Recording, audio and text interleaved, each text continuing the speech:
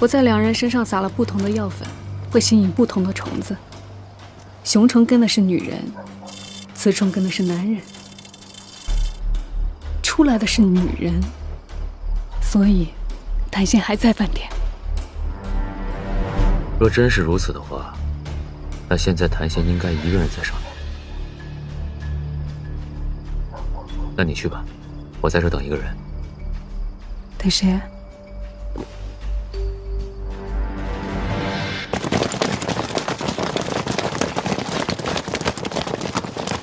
怎么了，穆七兄？这是障眼法。啊？虚虚实实，虚实两者都不能尽信。葛太兄，你先带人追上，我回饭店。好。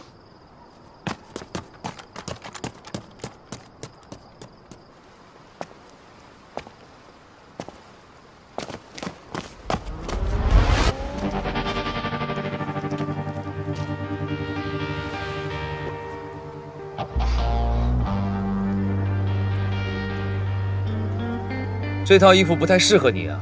倭寇鼠辈的衣服，谁穿都难看。不过，卓掌门穿这身官家衣服倒还挺合适的。要不然，你来内务府做我的同僚如何？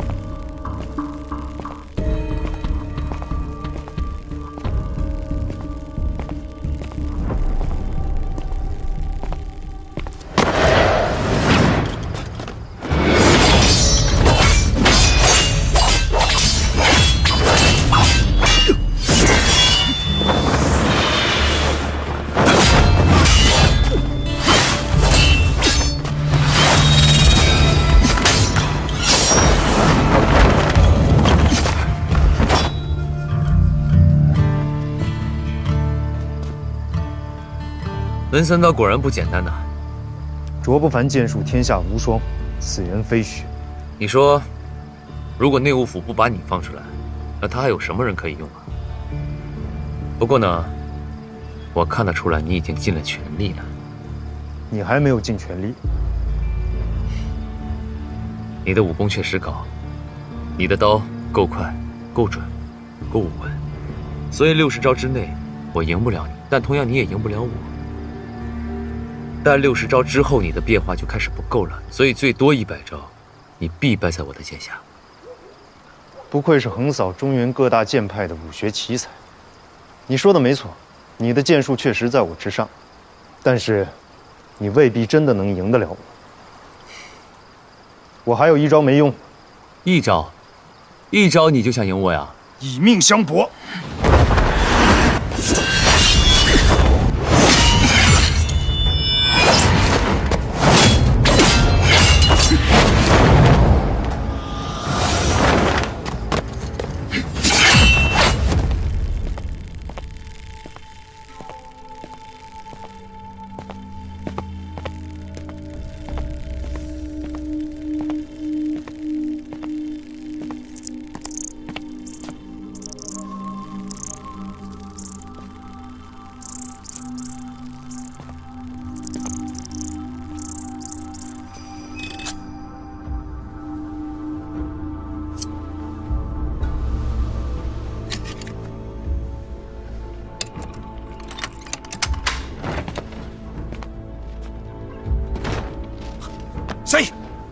谭仙，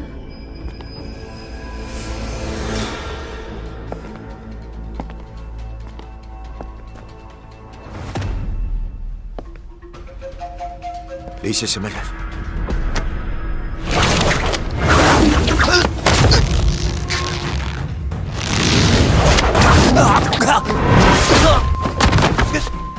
要交给同盟会的东西是什么？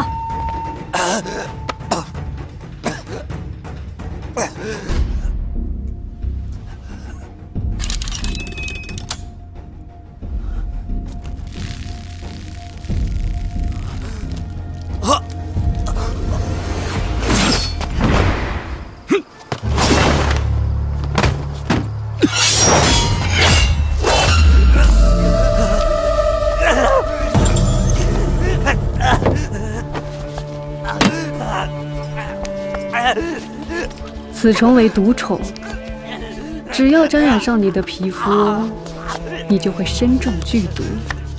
你赶紧把东西交出来，就能不死，也不用受罪。我说，我交给同盟会的东西，就在我的行李箱里，行李箱。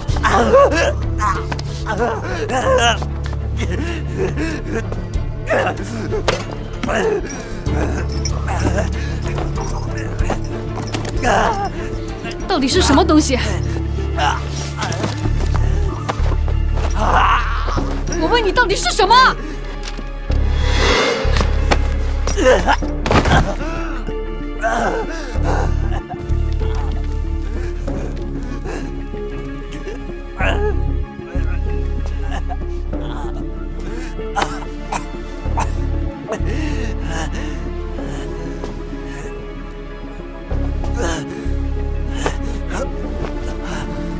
这就是要交给同盟会的东西，可惜你们永远也得不到了。我一定会让你开口的。我信，可惜你是没办法让死人开口的。你。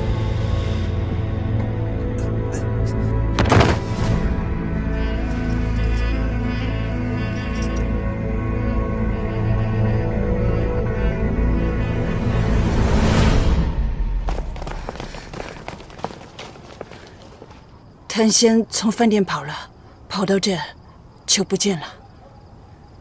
怎么可能会突然不见了？内务府和荣天岭的人也都追来了，都没找到。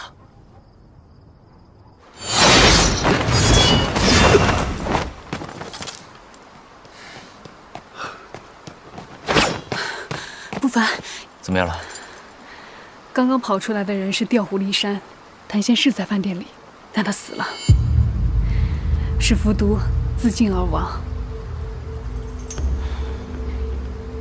桌上还有一封信，想必是要留给同盟会的东西，已经被焚烧掉了。现在线索没了。梅三道，你也听到了，这种情况下还继续打吗？谭仙手里的线索是你卓不凡想要的东西。而追击被偷盗失窃的文渊阁禁物，是我作为内务府侍卫的使命。所以你的意思是还要打？打不过也打？打得过打不过要打过了才知道。反正谭仙都已经死了，我也没什么可急的，先好好打过了再说。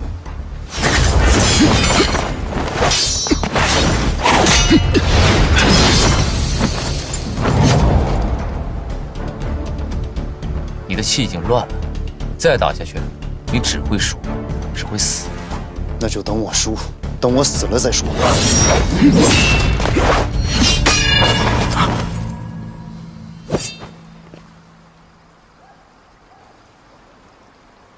我已经说过了，我不想杀你，更何况你是大内侍卫，我不想与朝廷为敌。你以为你现在就不是与朝廷为敌了吗？偷盗文渊阁秘宝本就是杀头大罪，更何况你还有参与谋反之嫌。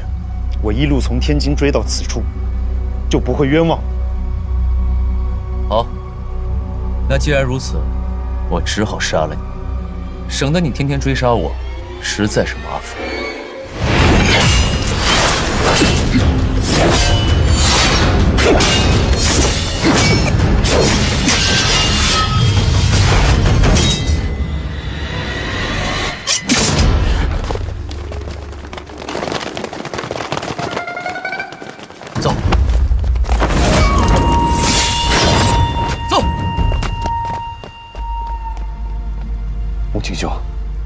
在这守着，我先去找谭仙。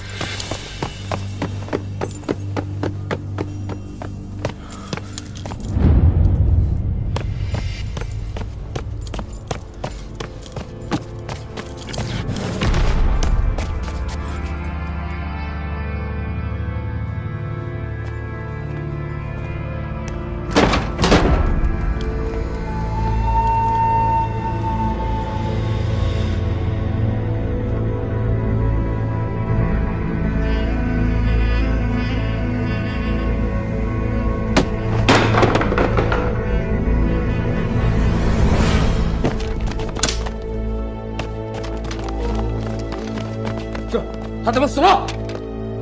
看护，你们怎么看护他？把人都看死了，还不让我们内务府接近。现在好了，谁都没戏了。我看你怎么跟你们洋人老板交代。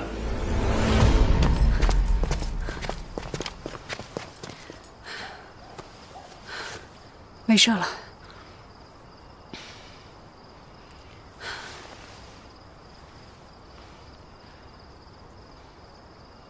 你刚才进饭店的时间可不短。确实不短。那这么长的时间，你不会一直在找谭仙在哪个房间里吧？当然不会。以你对毒药的了解，如果谭仙是服毒自尽的话，在没有拿到线索之前，你是不会让他死的。谭仙确实是服毒自尽的。他要给同盟会的那封信函，也确实被焚烧掉了。之所以我见死不救呢，是因为在信函焚烧未尽时，我看到了几个字。什么字？东西藏在墓中，汾州府。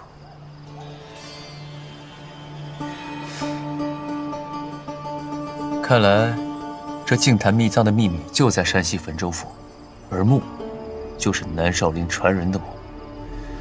只要我们找到墓，就能找到东西。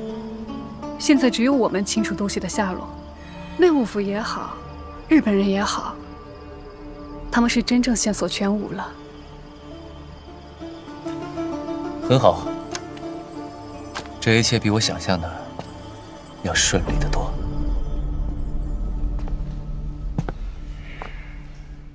他是怎么死的？就死在你的人眼皮子底下。这就是您们说的要保护好人。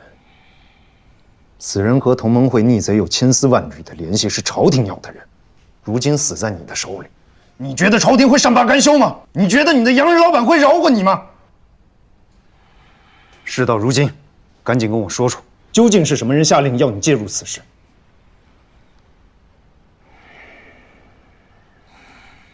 下令的是我工董局的老板。据我所知，这道命令是从海外发出来的。至于是什么人，我只能猜。你先猜，猜给我听听。我猜是同盟会，或者是维新党海外的人斡旋而成。工董局也好，我们巡捕房也好，只不过是依令行事。你现在如何交代？要不然，我可以替你想一个办法。反正你和你的手下一定都想将此事糊弄过去。你们可以一起撒个谎，就说今晚饭店发生骚乱，日本人和江湖剑派全都杀了过来，想要抢走谭仙。等等，这叫撒谎？事实就是如此。然后你控制住了局面，为了以防万一，你不得不临时改变计划，将谭仙送上了离开上海的火车，前往广州。伪造一份离境文件对你来说一定不是难事，要让这个死人替你按个手印，更是轻而易举。如此，你顶多算是情况紧急之下的先斩后奏，不至于背上一个弄死要犯的罪名。你得教会你的人怎么说，得教会这个饭店的人怎么说。这件事情前前后后都要封锁起来，不能走漏一丝一毫的消息。你教我这么多，你想要什么？我要这个人，这个房间，这一层楼，一个晚上。你要干什么？我要干什么你就别管了，你只要答应就行。明天天亮之前，我会将这个房间还有这一层楼全都交还给你，这样你能跟你的老板有一个交代，往后内务府也会记你一个人情。当然，你要是不答应的话，我就会去宫董局要人，朝廷就会向租界施压，然后这个大雷就一定会掉到你的头上。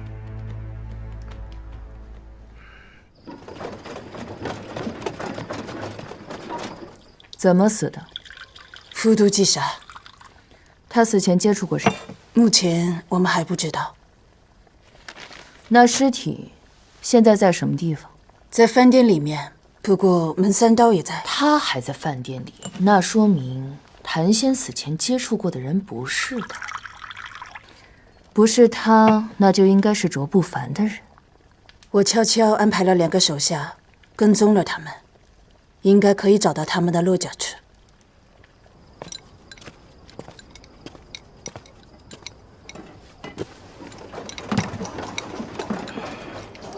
我是没看清楚，可卓不凡明明知道跑出去的人不是谭仙，居然都不说一声，害得咱们狂追10几条街，累得要死。他倒好，轻轻松松上楼找谭仙去了。那咱们接下来是去干嘛？不知道，他卓不凡没说。这个师弟啊，故弄玄虚，非得装个掌门的架势，连跟我这个大师兄都不坦诚相见。大师兄，掌门也都是为了我们门派吧？谁不是为了门派？我要不是为了荣天剑派，我会心甘情愿的叫这个师弟一声掌门，我还会任劳任怨的带着兄弟们跟着他东奔西走。为了门派，我什么都可以忍。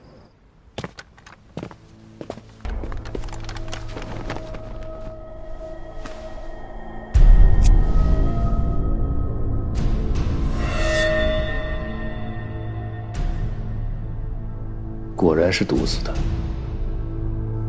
你看他的脖子，软鞭是荣天岭的惯用兵器，鞭痕是红的，说明被勒住的时候谭仙还没有死。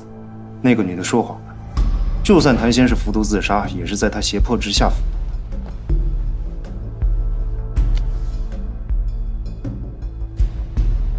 那是怎么弄的？可能是挣扎的时候划伤了吧。外面打得昏天暗地，换作是你，你会让人送吃的给你吗？别人也许不会，我也许会。一口没吃，他是来不及吃啊，还是压根儿没打算吃啊？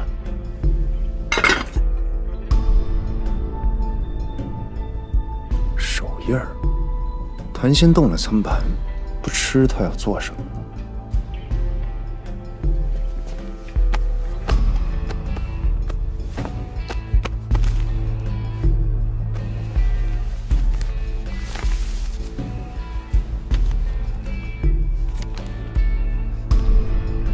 有味儿，看来这才是餐盘里真正的东西。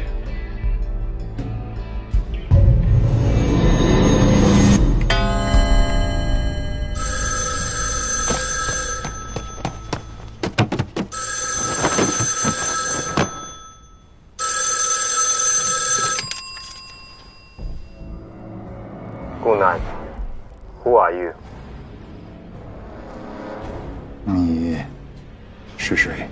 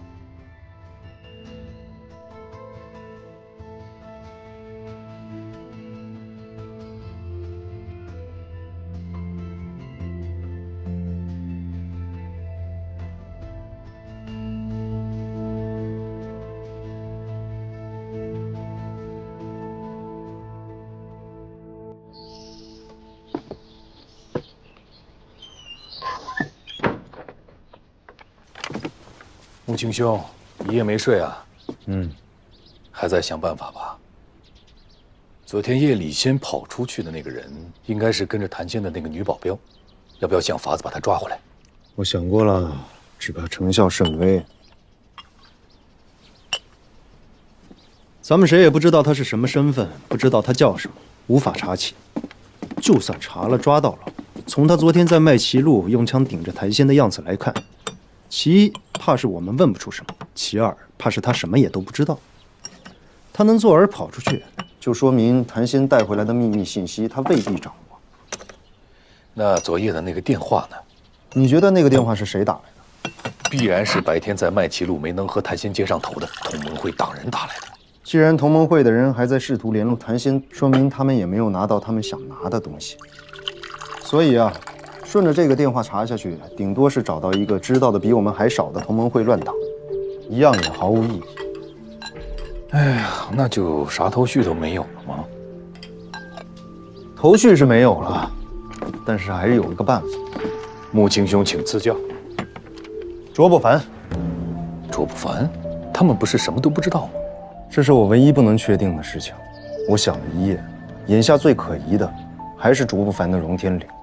昨晚是荣天岭的小师娘霍琴第一个进入饭店见到谭仙，那个时候卓不凡在外面挡着我，所以我根本不能确定霍琴见到的谭仙到底是死是活。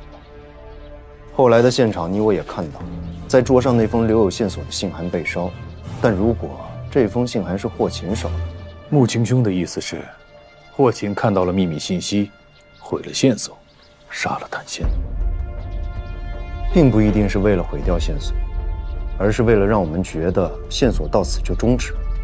所以眼下最重要的事情还是继续追踪卓不凡一行。哎，卓不凡一行在哪儿，咱都不得而知，怎么查呀？只能用最笨的办法了，在各个码头、车站布下眼线，大海捞针吧。我立刻派人去。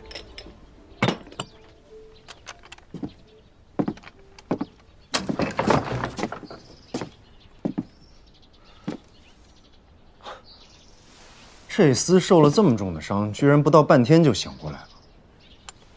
大夫说了，你可是要躺上个把月才能下地的。你找的那是个庸医，你们这儿就是内务府啊？内务府哪有这么寒碜啊？这是巡道衙门的客栈。你们大内侍卫就是不一样，住这么好的客栈，还说寒碜？放肆！一个小小的捕快，竟敢对内务府2等侍卫如此无礼。这位是格泰大人，昨日在麦岐路，要不是他出手相救，你就已经死了。救你是看你也是在为朝廷效力的份上。再者，我觉得你这个人着实有点能耐，真的能一路追到上海，还找到了卓不凡。多谢葛太大人。我先去办事了。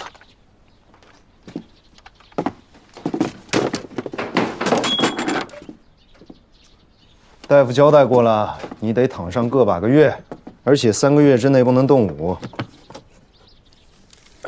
庸医的话，何足挂齿。来，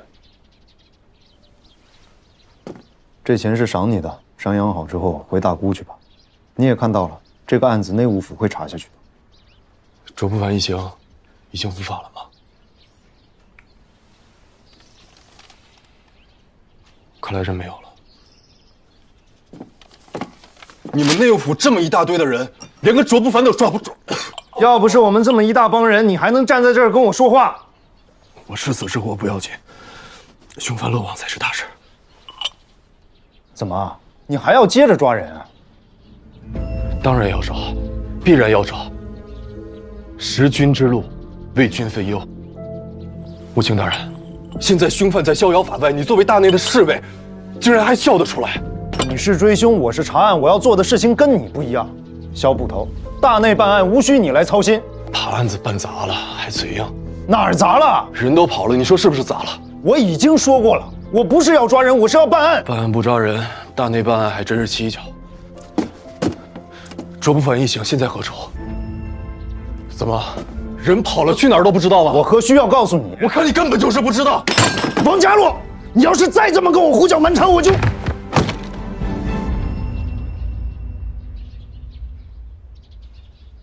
来人！见过王爷。你为什么没能阻止门三刀来上海，任凭他死盯着卓不凡呢？原本确实有除掉门三刀的打算，但摸了他的身手后，我放弃了这个念头。你不是他的对手。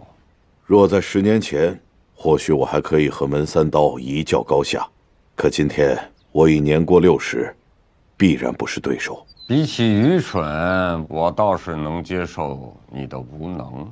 那你说给我听听，门三刀这么死缠烂打的追查下去，卓不凡找到密藏，还能有几分胜算呢？恐怕只有5分，再加上现在的情况，恐怕胜算最多3分。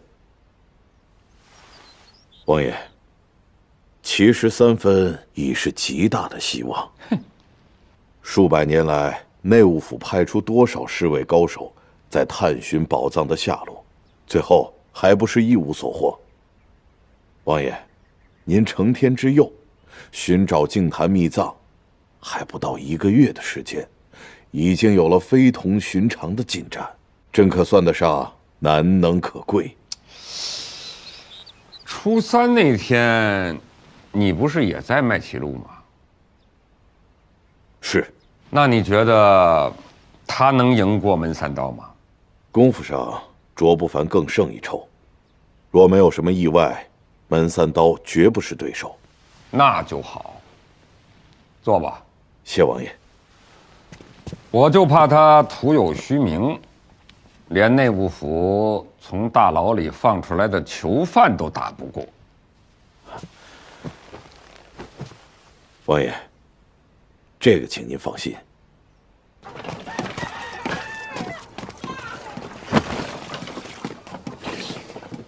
青驼，我们既然决定在上海再多待半天，那你跟兄弟们说一声，让他们好好休息休息。外面有内务府、日本人，还有巡捕房的人，所以我们一定不要暴露了自己的踪迹。晓得了。不干嘛要在上海多待1天呀？你到底找到谭仙的东西没有啊？还不跟我们说一声？阿子兄，小点声。师兄，我这么做一定是有我的缘由。什么原因啊？就不能说一声啊？掌门，你和大师兄先聊着，我先去招呼兄弟们。大师兄，哎，东西我们已经找到了，在哪儿？山西。山西。师兄，你小声点儿。本来我们要连夜去往山西的，但我突然收到一个消息，王爷来到了上海。你要去见王爷？是啊。什么时候？一会儿就去。不凡，我跟你一起去。你跟我一起去？见王爷不比见别人，那得懂礼数，你会吗？好歹我也是荣天剑派的大师兄，比你懂得怎么见人，怎么说话。我陪你一起去见王爷，那也是为咱荣天剑派好啊，你说是吧，师娘？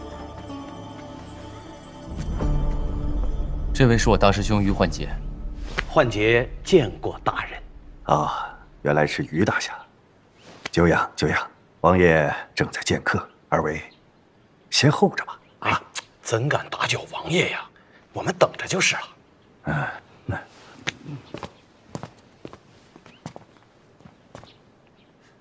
不凡，这是齐亲王家的管家？不知道，没问过。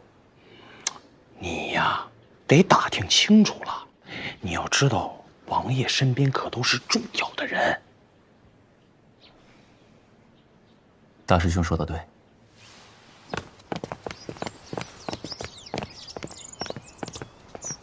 哥哥，真是好久不见了。拉皮，见过哥哥。行了行了，别那么多礼数了。哎，晴儿、玉儿，是不是？小半年不见，你们俩也变得水灵了啊！给你们也带礼物了，来拿去。拿着吧 ，Lucky 送的东西不会差的。那是，我这可都是好东西。格格，您请看，黄花梨的折扇，这是南洋紫檀的梳子，还有这儿红珊瑚金星石、玛瑙貔貅翡翠筷子、珐琅银镜、白釉耳环、贝雕戒指，这些呀，都是我这次从国外专门带回来的好东西，谁都没给看，就是得等格格您先挑选。您要是不选完呢，我是一件都不能买。就算这么多，您选完了一件都没看上，我也才能让别人买呀。谁能跟格格您比呀？是不是？你这张嘴啊，谁能跟你比？哎，那个给我看看。哎呦，瞧瞧，所以说格格就是格格，这眼睛识货，抓色儿。这可是一整套的，这还有一个，这可是南洋深海珊瑚打磨的配饰。格格一出手，拿的就是最上得了台面的东西。此珊瑚生长在惊涛骇浪的孤岛近海之中，一年365天，只有3、5天的时间能潜下去采摘。再由手艺最好的师傅进行雕琢，能雕这活的师傅也得是顶级。天底下活着的呀，不超过5人。就这还得足足干上3个月，不眠不休，才能做出这么一件来。更何况，这可是一整套啊，哥哥。行了，这个我要了，找他们拿银子去吧。哎，这东西到了格格手上，那我就放心了。我就先不打搅格格了，那边还有几个顾客等着选购。下回再有好东西，老规矩，肯定先给格格您来过目。您在上海，我就来上海；您回京城，我就去王府觐见。先不打搅格格了。加入。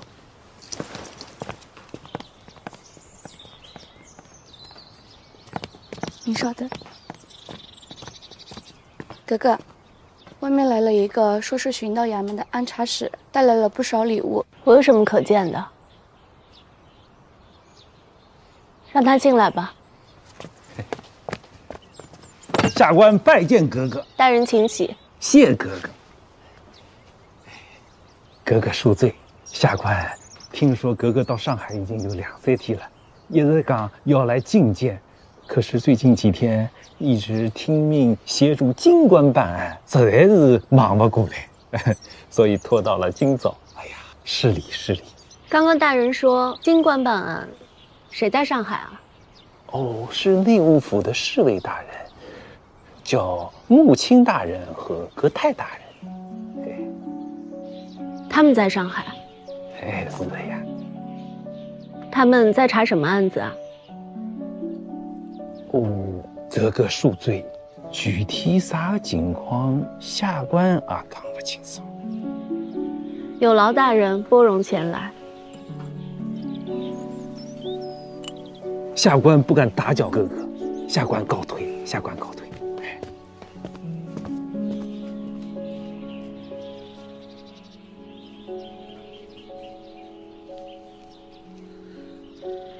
一会儿去帮我送封信。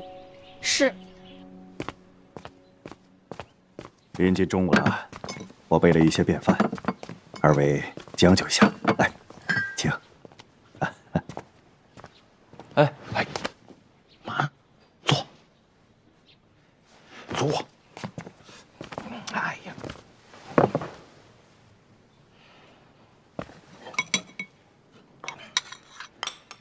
你刚才是不是想问他齐亲王什么时候见我们？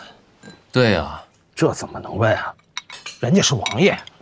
王爷怎么了？他跟我说上午见，这都中午了。那也得懂。王侯将相都是这样，只有你等他，没有他等你的道理。你看，人家还给咱准备了饭啊，这么多些菜呢。来嘛，先吃再说。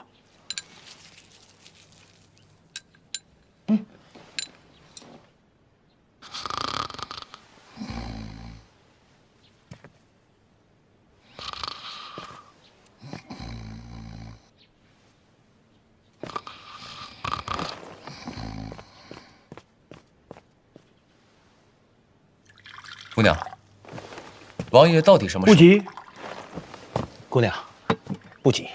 王爷的事情一定是要事，我们等就是了。哎，联盟，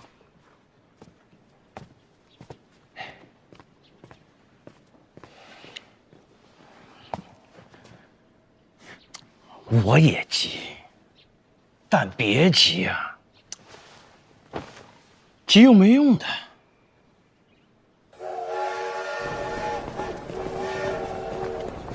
来，老贝，香芋有了。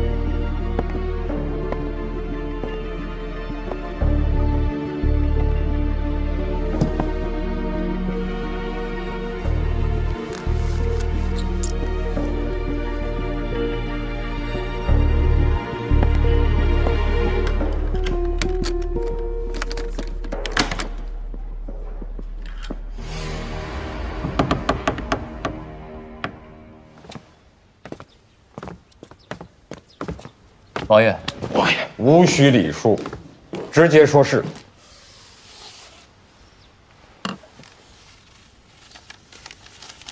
哼，我说上百年无人能找到净坛秘藏，就凭这份不清不楚的图，如何寻找也是枉然。正如王爷所说，这图不清不楚，唯有找全才能进行下一步。你是不是已经找到了补全之策呀？我从谭县那得知，补全藏宝图秘密的地方，在山西汾州府。我本打算见完王爷之后就即刻启程。很好，这件事你做的不易，但你做得很好。找到它，宝藏里的武学典籍归你们荣天剑派所有。我再给你们修一座媲美少林武当的总坛，再以朝廷之名册封你们为天下第一剑派。多谢王爷，多谢王爷，多谢王爷。此次去山西寻宝，还有一个关键的线索。菩提传人死于6年前。有了这个线索，你们就可以抢在内务府之前找到宝图。眼下还有什么难处吗？倒没什么难处，只不过……但说无妨。只不过这内务府穷追不舍，着实有些麻烦。门三刀是，这门三刀功夫着实不错。听你的意思，好像你们已经交过手了。跟他交过2次手，服赢，2次我都能占上风。门三刀号称内衙第一高手，又被誉为神探，被他盯上，确实是件麻烦事。今天晚上，我会安排人帮你解决这个麻烦。大人，这是刚才有人来说要交到大人手中的。什么人送来的？不认识。下去吧。是。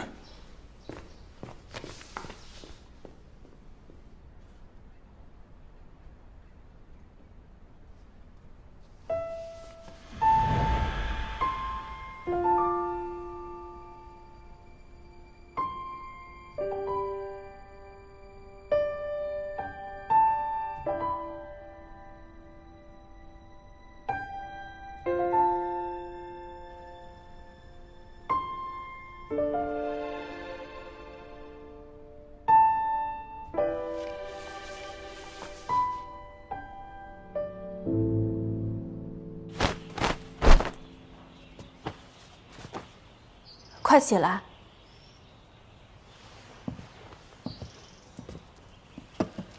你别站着了，过来坐。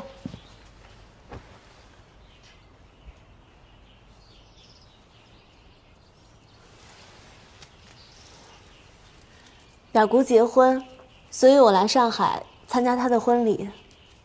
巡到衙门的按察使来拜见，我还是听他说了才知道你也在上海，实在觉得是太巧了，所以就忍不住想见你一面。谢谢哥哥。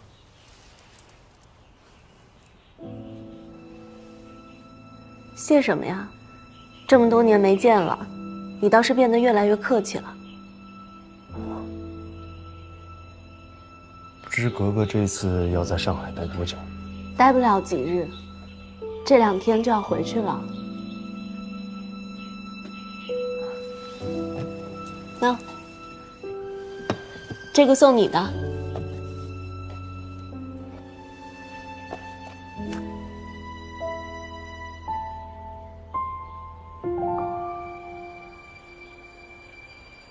无功不受禄，在下不敢收格格这么贵重的礼物。你忘了，我原本就欠了你一条链子，不过是偿还罢了。谢谢哥哥。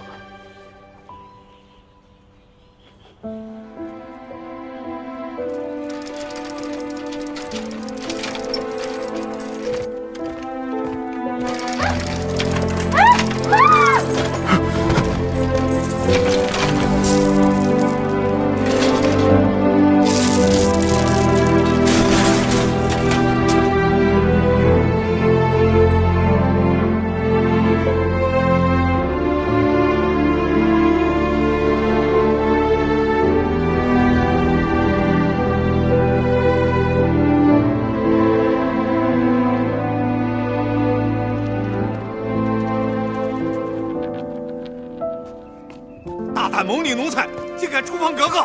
放开格格！还不向格格请罪！卑职冲撞格格，望格格恕罪。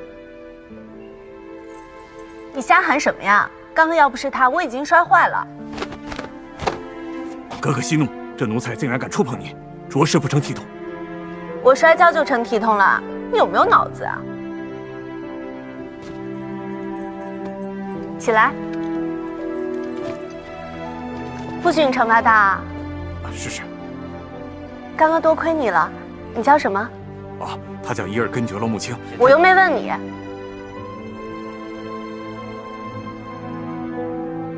哦，伊尔根觉罗木青给格格请安。安，要不是你，我就不安了。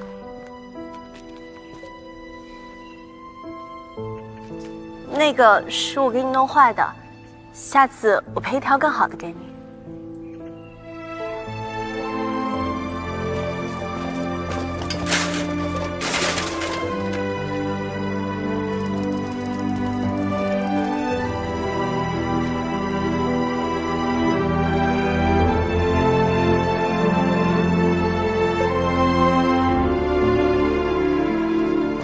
还看，那是齐亲王的千金。你啊，要是让别人看到，你可就麻烦了。奴才明白，多谢大人。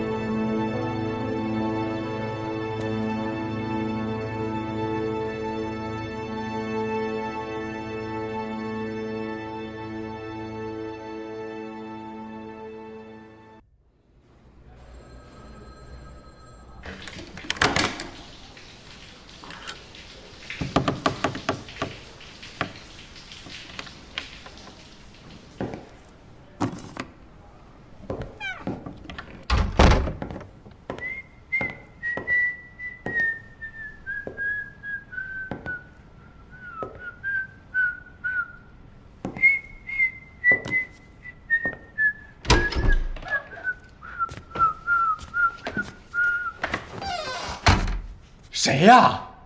先生，您别怕，我……哦，知道了。哎呀，不错，错，就是穿的保守了点儿。你把我当什么人了？什么时候住进来的？我呀，住这儿就今天，这不刚刚入住吗？只不过洗了个澡的功夫，你就上门来。谈谈吧，到底什么价？你住进来之后，有没有发现什么特别的事情？特别的事儿，还真有。你这个大美人突然出现在我的屋里，那就是最特别的事儿。美女，怎么称呼？芳龄几何呀？本地的还是外地的呀？哎，啊，鄙人呢，是从南洋过来，专门做古玩和珠宝生意。你看，这些都是我从南洋带回来的货，值钱。你要是不好意思开价呀，我给你挑一件你绝对不会吃亏的，怎么样？先做个自我介绍啊。姓林，名浩瀚，林气孤隐，浩瀚无垠。当然了，你也可以叫我的英文名 Lucky。Lucky， 按咱们中国话的意思啊，就是运气好，福星高照。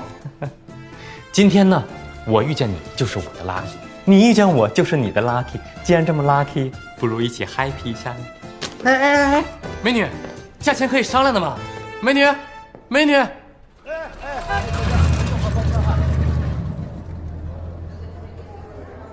是我，刘丽。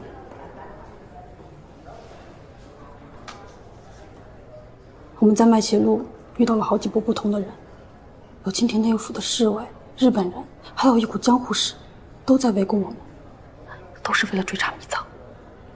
没有见到接头人，我和谭仙也没有在一起。我怀疑谭仙已经出事了。如果他落到那些人手中，清廷或者是日本人，我不确定他能不能守住秘密。回去，我现在不能回去，我必须留在这儿。他分开之前把线索告诉我了，但这个线索也很模糊。如果是接头人拿到的话，他或许知道该怎么去找。但是我现在找不到接头人，接头人也找不到我，我不能离开。谭仙告诉我，线索在山西，我必须要去山西。我要赶在别人之前尽快拿到线索。如果我能拿到，起码不会落到别人手中。哎，大师兄今儿手里可有钱，一会儿带你们出去玩一下。哎，换上汉人的衣服，免得被人认出来。大师兄，哎，你要出门啊？是啊。掌门再三嘱咐过，不许外出。不是，他卓不凡再是掌门，也得管我叫一声大师兄吧。而且我还要带兄弟们出去打打牙祭，去看看上海这个花花世界有什么事儿啊？万一呢？万一，哪来那么多万一啊？秦陀，我就那么蠢吗？还真就这么蠢。你猜余焕杰几人在酒楼吃饱喝足以后去哪儿了？保暖之后该私淫欲了吧？确实，他们紧跟着就去了妓院。穆青兄，你说卓不凡会不会跟他们一起去？他不会的。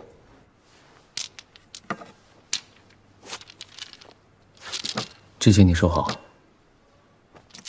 齐王爷给的这些钱也够我们支撑一段日子了。不过我分了一大半给余焕杰，希望他省着点花。你为什么要给他呀？哎，刚才我回来的时候，发现他房间里的灯已经熄了，他怎么休息这么早？以前都已经给他了，你还指望他能老老实实待在屋里啊？就不能不这么让着他吗？我让的哪是他呀？我让的是荣天剑派。荣天剑派，荣天剑派，你要是硬气一点，谁能不服你？一个你站着不动都打不过你的余焕杰，仗着自己是大师兄就能天天顶撞你吗？你就知道让来让去的，最后你能得到什么？就得到这个吗？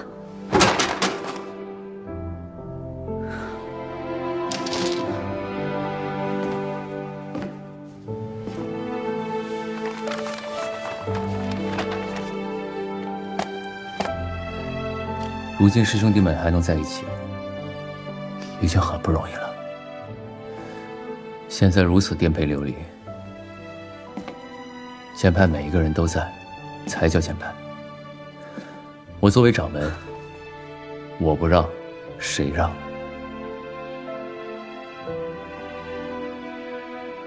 我现在做的这一切，都只是为了让荣天剑派能够重回巅峰。重回巅峰？什么是巅峰？我进师门的时候，荣天就是落魄剑派。荣天的巅峰就是因为有了你，是你成为剑派最强的人，成了傲视天下的剑客才有的巅峰。可你呢？你就知道让，就知道忍，连我都让给了你的师父。没有师父就没有荣天剑派。对，没有他，就没有我们。你该让，你什么都该让，你也什么都能让。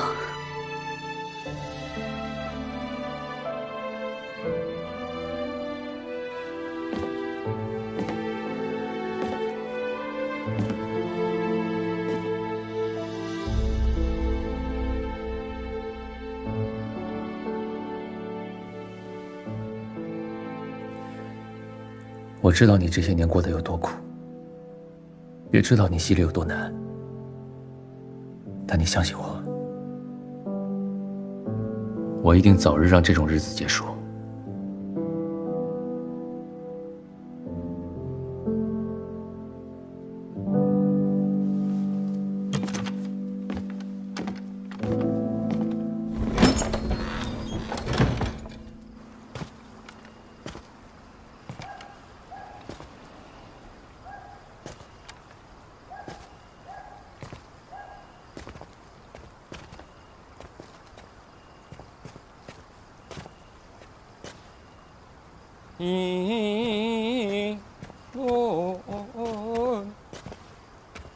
王爷，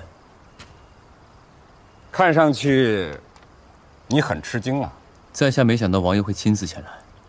那你知道我带你去见什么人吗？不知道，但一定不是一个普通人，否则王爷不会亲自出马。他确实一点都不普通。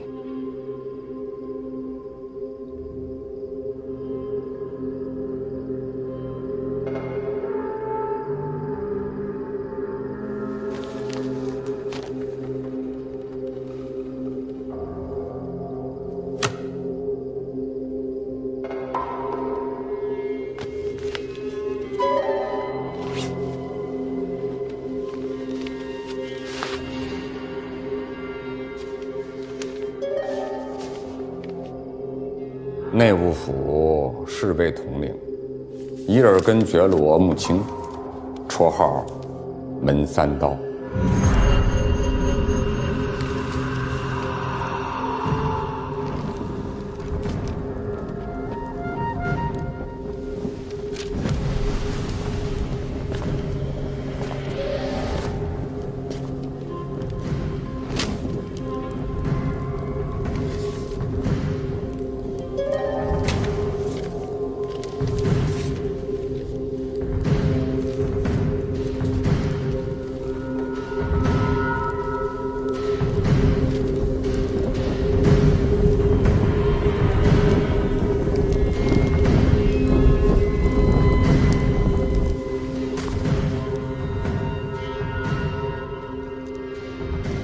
有劳。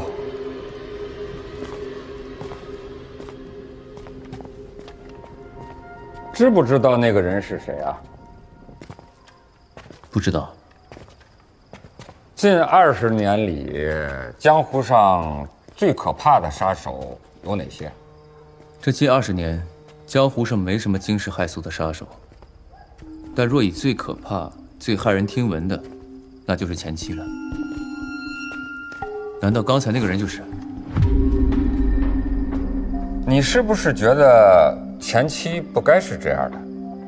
我只是没想到会在这样的地方见到这位传说中的人物。前妻啊，本不该在江湖。其实，他是内务府培养出来的杀人机器，专门执行密杀、暗杀。光绪7年，和慈禧一并垂帘听政的慈安太后突然暴毙，死因成谜。就在那年，他从内务府逃走了。3年之后，江湖突然出现了前妻这一号杀手，出手凶狠，绝不落空，且价钱奇贵无比。他做过的案子我倒听过几桩，若不是以讹传讹，他的手段确实非比寻常。也就是10年前吧，有人寻仇，因为没有找到前妻，把前妻的妻子和年幼的儿子杀了。前妻受了刺激，精神恍惚间，又遭到了仇家埋伏。受创后，就是你刚才看到的这个样子。那他现在这样，还能继续杀人吗？能杀，比以前更干净利索，而且更贵。不过，他收到的所有的钱会直接烧给他的妻儿。原来如此。你笑什么？我在想，若是他杀了门三刀，我们省去一个麻烦，是好事儿。但若他被门三刀所杀，也算是种解脱，还是件好事儿。你认为前妻杀得了门三刀吗？我们刚才见他的时候，他虽然表面上慢吞吞的，但实则并不钝。但面对门三刀，我认为没有十足的胜算。其实，我并不指望前妻一定杀了门三刀，只要他出手，能阻止大内侍卫追踪你们的步伐，让你们少一些纠缠，尽快的到山西也就可以了。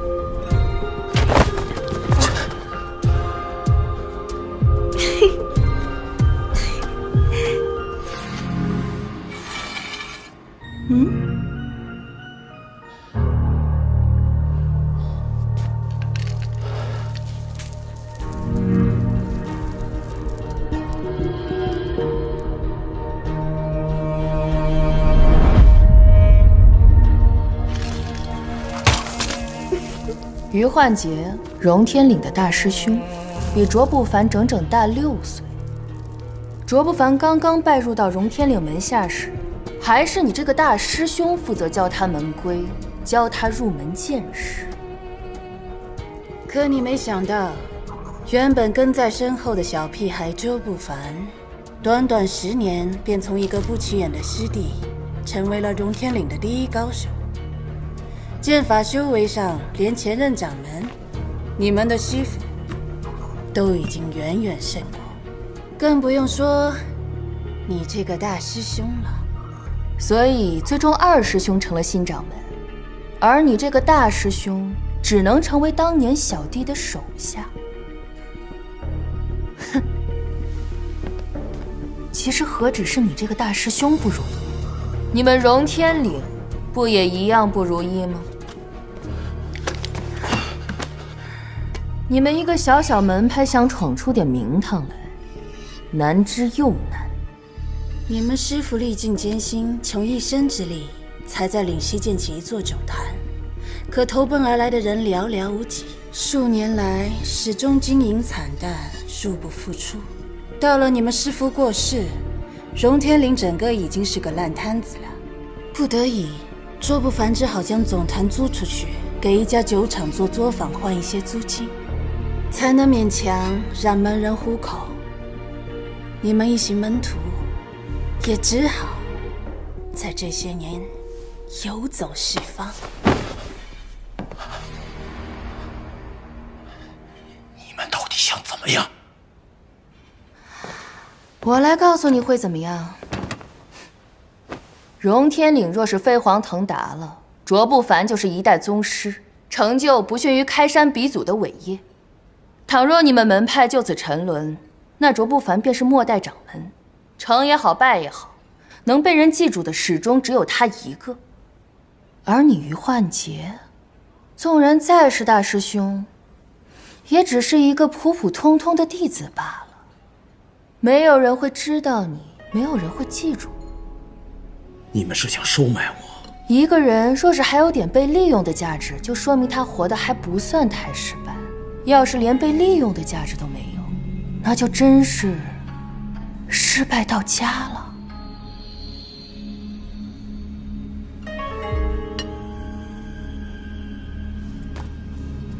要是你选择跟我合作，你这个荣天岭大师兄的未来可就不一样了。强大的日本帝国支撑下，一个小小的帮会崛起又算得了什么？我可以助你登上掌门之位。你们想让我做什么？你要是到现在都不知道我要你做什么，那还有什么利用价值呢？找净坛秘藏。嗯？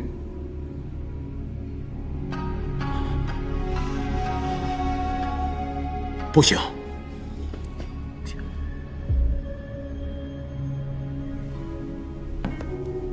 行不行的，你现在不用回答我，反正你们也还没找到呢。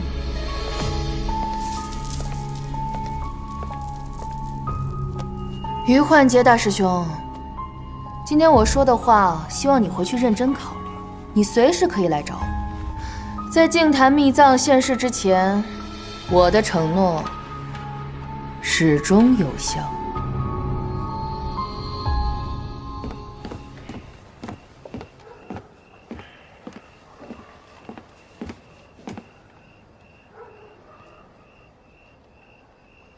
大师兄，你去哪儿啊？我带兄弟们出去吃一吃，看一看。现在是什么时候？你不清楚吗？这外面都是日本人和内务府的人，万一被他们发现我们的行踪，万哪那么多万一啊？那你现在忍一忍不行吗？非得在这个时候出去干嘛呢？我想什么时候出去我就什么时候出去，用得着你管我？卓不凡，你别忘了，我是你大师兄。怎么我现在出去走2步，你要说咱都好，咱们不说这个了。你现在赶紧收拾行李，咱们即刻启程。启程？这大半夜的启程去哪？我们本来就是要赶往山西，再加上你跟兄弟们出去吃了一顿，一旦被人发现了行踪，早点走，免得有后患。行，你是掌门，你说什么是什么。让开呀！我去换套衣服。快点吧。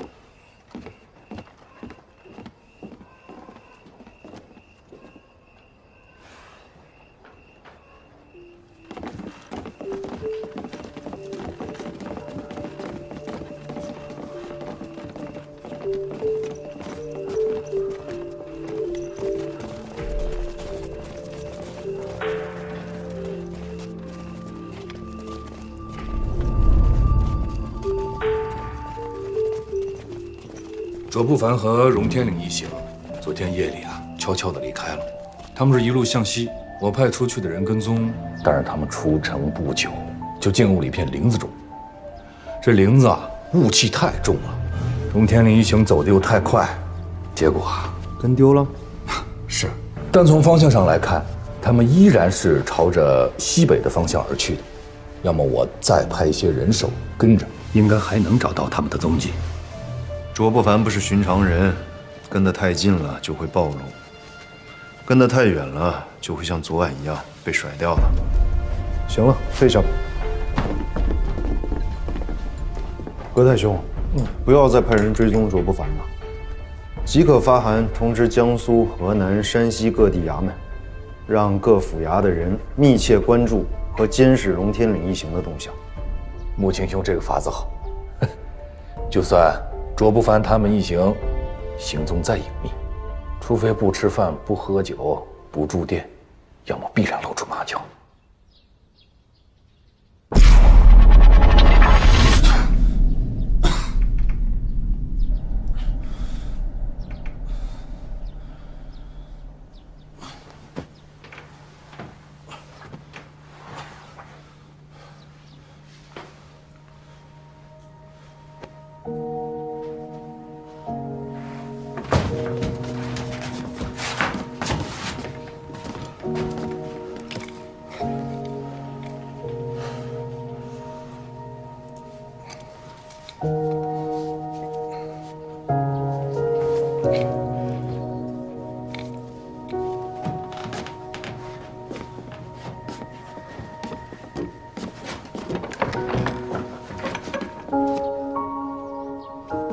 穆青大人呐，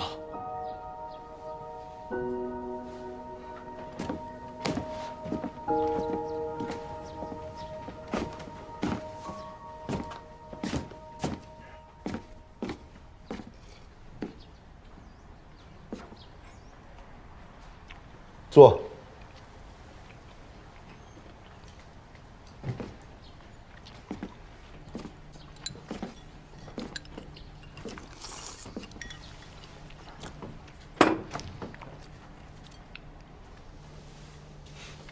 吃。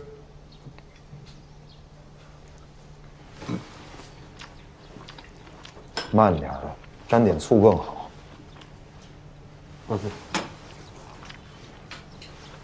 小捕快我见了不少，像你这么有能耐的，我还是头一回见到。你是怎么盯上荣天岭一行的？大姑，科员命案当日，我就在路口已经追到他们了，只不过我当时就一个人，根本打不过他们6个。1对6，还都是荣天岭的高手，你能活着已经很了不得了。后来你怎么追到林清的？就是你杀唐宇的那晚。来天津的时候，用了灵犀印鉴的那个银票，我查到他们踪迹。那你也是靠着唐宇身上的线索才追到的上海。不错，你观察入微，嗅觉灵敏，再加上你有丝丝入扣的分析和判断的能力，我很欣赏你。哎，凭你这一程追凶的本事，你在断案上的能力足以比得上6上门的高手。如此屈尊在大沽县衙做一个小小捕快，着实是埋没着人才啊！有什么埋没的？做捕快又不丢人。做捕快当然不丢人，丢人的是身怀降龙之计却缩在狗窝子里。但你要是到了内务府就不一样了，不但不丢人，反而说光宗耀祖也不为过。留下来跟我做事吧，等回京之后，我正式调你入内务府。我给你蓝领侍卫，正6品。你还不满意啊？你在大沽县等20年，都未必能等到一个登天的升迁机会啊！我怕是一辈子也没有这么好的机会了。你是一个有本事的人，我也不希望有本事的人被埋没。快点吃吧，吃完了把衣服换上。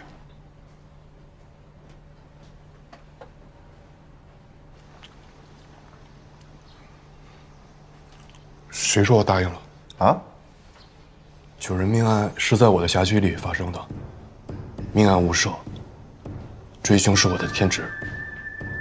我怎么可以在这个时候放弃这样？你还想怎么样？穆青大人，你对在下的赏识，在下感激不尽。但我必须要将该抓的人抓住，该落案的人落案。你还要继续查案？我唯有追下去。你没事吧？没事儿。王地保，给你脸你不要是不是？穆青大人，在下不是不识抬举，是做事不能中途半端，请恕在下怠慢。你一个小小地保怎么那么固执？你到底要怎么样才能不查？除非我死了。周不凡一行人昨天夜里已经悄悄离开，是往西边走的。那门三刀他们有没有什么新的动作？门三刀他们还在寻刀街客栈住着，没有什么动静。难道门三刀他们没有查到荣天岭的踪迹？应该是的。不对，按说以门三刀的能耐，他们不会找不到卓不凡的。会不会是周不凡他们突然决定连夜启程，要把门三刀他们给甩掉？你为什么觉得卓不凡是突然走的？昨晚我们和于焕杰见面时，他没有答应跟我们合作，他会不会告诉周不凡？于焕杰他是不会说的，我非常相信我自己的判断。你给我找一个人盯住他，我需要随时知道他们的动向。那我们还留在上海吗？没错，但我要先去见一个人。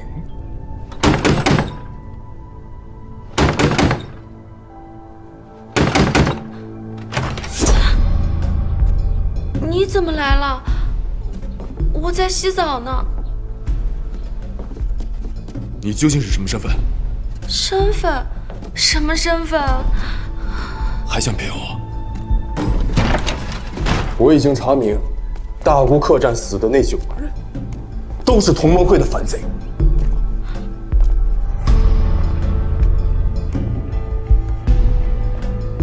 所以，你也是他们的同盟，你也是同盟会的反贼乱党。不是，不是。是我只是没有跟你说全部的实话。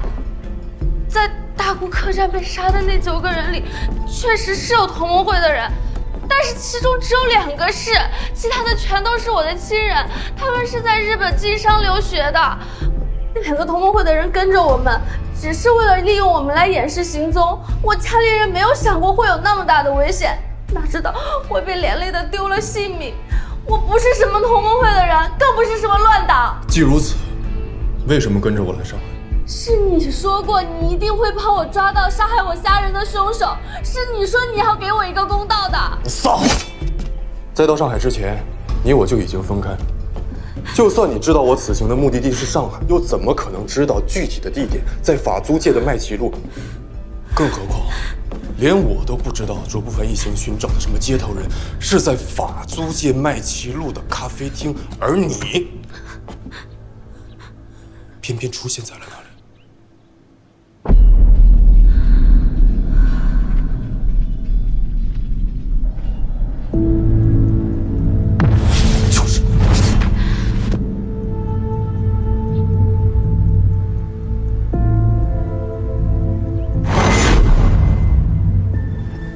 我再跟你最后一次说，你实话告诉我，你到底是不是同盟会的人？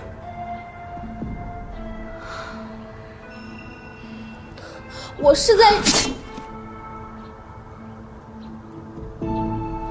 是在日本留学的，我当然知道同盟会，我同学也有在接触同盟会的，但是我不是，我没有。那你为什么会出现在麦岐路的咖啡厅？别跟我说那只是个巧合。我确实是在回国的船上听到了那2个同盟会的人提起过麦岐路的咖啡厅，当时我没有在意，直到上次你说你要来上海查案，我才想起来。初3那天我到了上海，我就去了那个咖啡厅，我只是想碰碰运气，看能不能遇到那个同盟会想要见的人。你为什么要去见同盟会的人？我只是想要知道，我的家人究竟是因为什么原因才惨遭毒手的。你觉得我信你吗？你可以不信，但是你仔细想一想，这一路以来都是我跟着你的。如果我是同盟会的人，我应该躲着你才是啊。在葛姑的时候，请这位差爷去我房里好了。你去客栈没有地方住，是我主动让你去我房间住的。到了天津，你让我走，也是我一路悄悄地跟着你。如果我是同盟会的人，我为什么要这么做？我有必要如此吗？从一进门开始你就拿刀对着我，一开始你就不相信我。诸多巧合，让我怎么信你？你不用信，反正我的家人都死了，我举目无亲，我根本无路可走。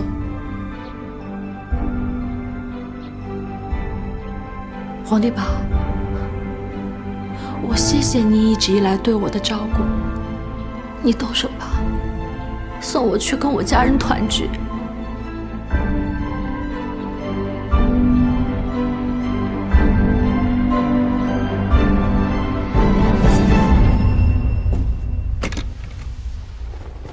赶快把衣服穿上。当日我在麦吉路，你难道没有发现我？我看到了，但是他们把你带走了，我不知道要去哪里找你。你还留在上海，住在饭店，是要干什么？我根本没有地方可以去啊，我家人都不在了，我不知道去哪里，不知道我接下来要做什么。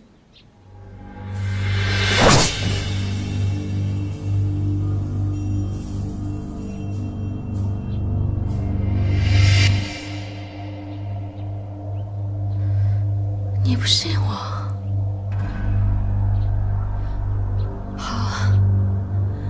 好，你砍啊！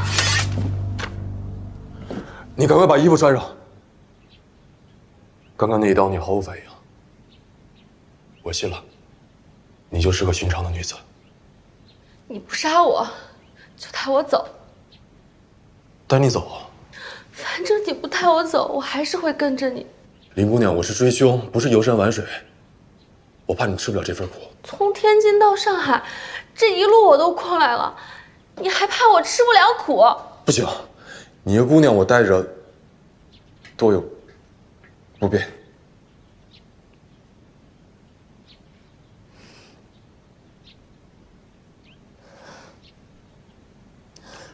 转过来。林姑娘，你已经穿好衣服了吗？你转过来看着我。男女授受不亲。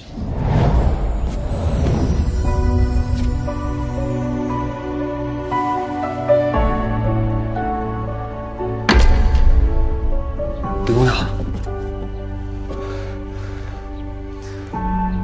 你现在还有什么不方便的？我要么杀了我，要么带我走。林姑娘，我是不会杀你的。那你就带我走。现在不行，我还不知道周不凡他到底去哪儿了。那你现在去查，我在这里等你。你查到了就回来带我走。我会去查的，我会去查。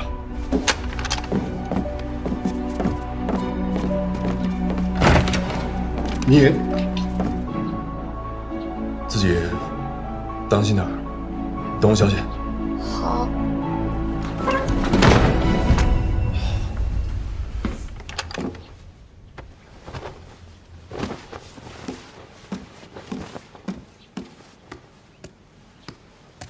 他走了。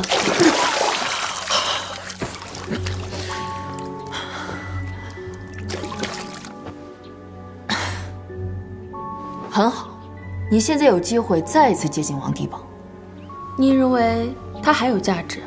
有，他非常有价值。就在几天前，我还在轻视这个王地宝，但现在我认为他绝不可小觑。从租界围杀那天的情形来看，门三刀和王地宝很有可能就是一明一暗的在追击卓不凡，寻找净坛秘藏。只要你跟着他，一定可以收获重要的线索。